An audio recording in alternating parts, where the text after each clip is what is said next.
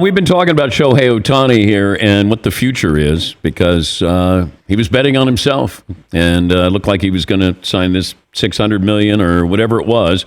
Now probably needing surgery. And what do you do if you're the Angels or another team interested in him? How long is he going to be a pitcher? Can you put incentives in a contract for pitching numbers? So I thought, why not have Jeff Passan on? He's the guy who have all the answers there. Baseball insider at the mothership. And he joins us on the program. Jeff, thanks for joining us. Walk me through the last couple of days and where we are right now with Shohei Uttani. It was a bummer. Like that's just been the general sentiment throughout the baseball industry. Everyone's just sad because Shohei Uttani is the best thing to come around this sport in a really, really long time. And I think he was baseball's opportunity in a football-dominated world not to be irrelevant this winter. I was starting to I had a call with a couple of our other reporters last week, trying to map out what the offseason is going to look like, and I was like, I want to have a new Otani story every day because that's what it feels like it was going to warrant. You were going to get this guy who was going to get the largest contract in North American sports history. I mean, we were talking, Dan, upward of $700 million. You do not see that anything close to that in the NFL or the NBA or the NHL, or I mean, even Messi's contract with MLS. And so because of just the sheer size of that, I thought this was going to be the news story that could compete with the NFL. And all of a sudden it's just like, poof, it goes away because he got a tiny little ligament right there that just screws things up again and again and again. Okay. Does he have surgery on the horizon? Having not seen the MRI and not knowing the exact severity of the sprain in his elbow, I can't say yes or no. But it was interesting to me that Perry Manassian, the Angels general manager, came out and said that he's got a tear in his UCL.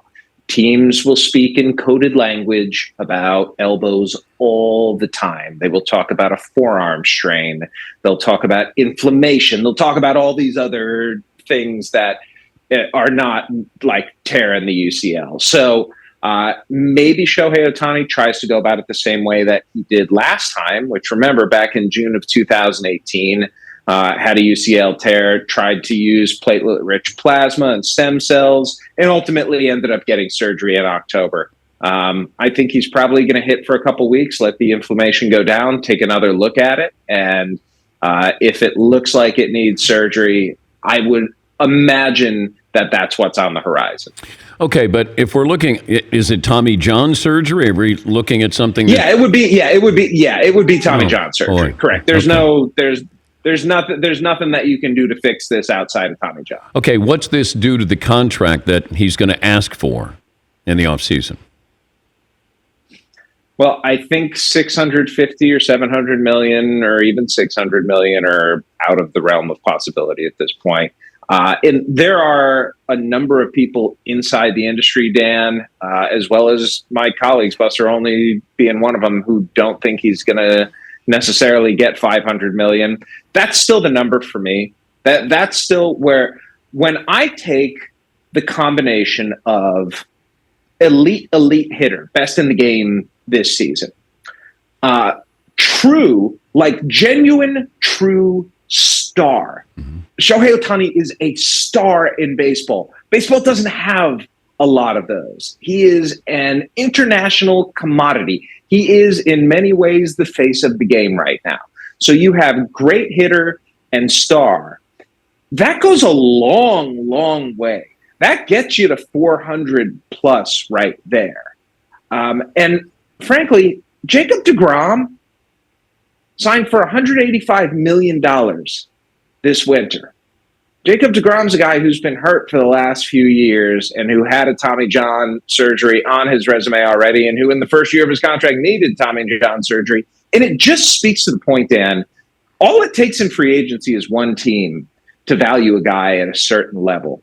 And I think the barrier of entry for Shohei Ohtani now has been lowered to the point where you might see some teams that would have thought that the $650 million is going to be too excessive, who think, well, if it's starting at 4 or 450 and it's going to get up to 525, somewhere in that range, maybe we should be in there. Maybe we should be poking around trying to find the guy who is the most talented player we've ever seen at a relative discount to what he could have been had he gone completely healthy into the winter. But I'm also wondering about this with Ohtani. Can you put in incentives? Let's say I sign him for $400 million and I have $100 million in incentives for pitching.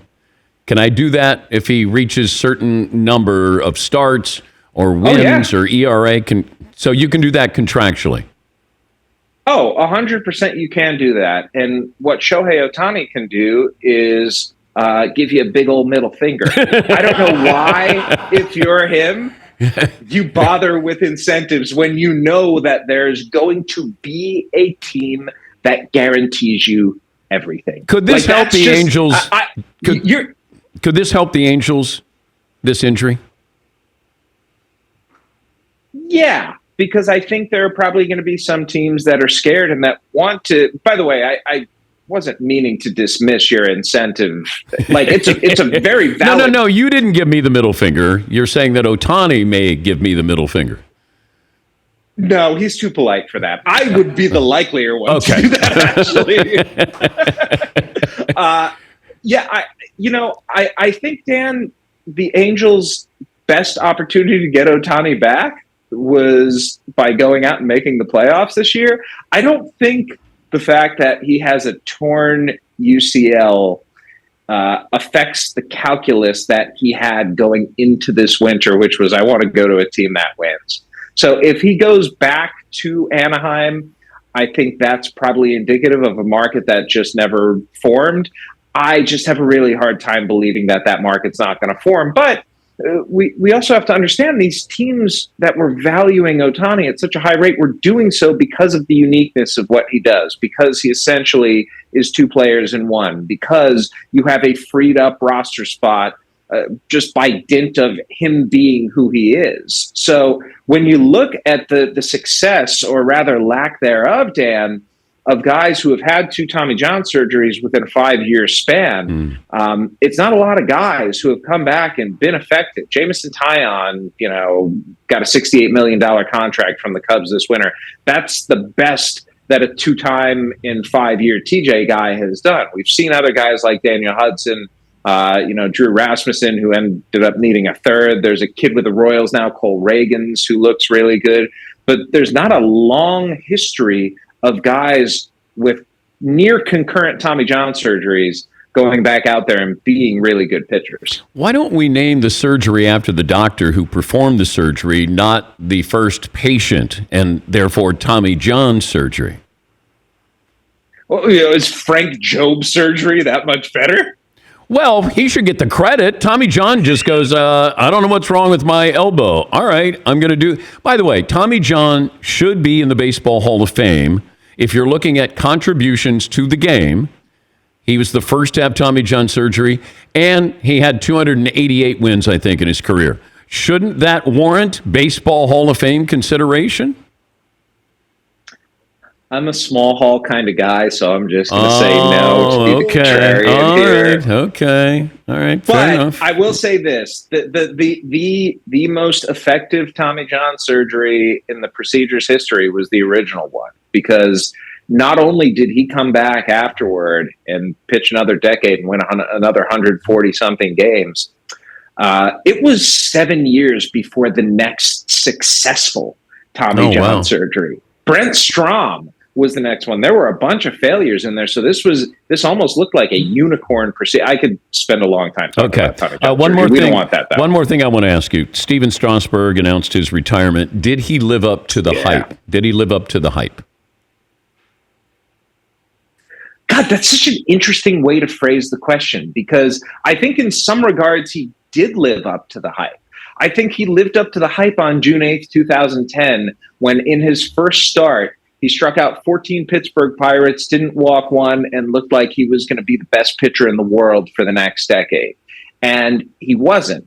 He was the guy who ended up, having Tommy John surgery, shutting down, a couple Septembers later when the Nationals could have had a World Series run, and being really solid, but never the absolute best, except for the one moment where he had to be, which was the 2019 postseason. Yeah. That, to me, was when Steven Strasberg lived up to the hype. When he made 6 appearances, went 6-0, had a sub-2 ERA, struck out the world, didn't walk anyone, and put himself in a position to get a $245 million contract that winter. And since then, he has pitched fewer innings in aggregate than he did that entire October. 1 month compared to 4 years. I think Steven Strasberg is the archetypal story, Dan, for a modern pitcher, which is that no matter how much talent you have, throwing a baseball every 5th day at the velocity and with the spin that guys have to do right now in order to succeed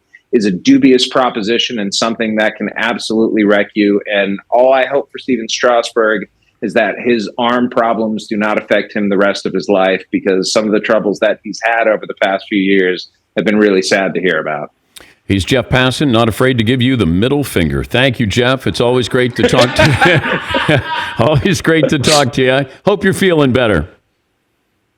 I appreciate that, Dan. I would do it right now, but I'd probably get fired. So we're going to pass on that. All right, fair enough. That's Jeff Passan. Always good to talk to him. Thank you, buddy. Jeff Passan of the Mothership.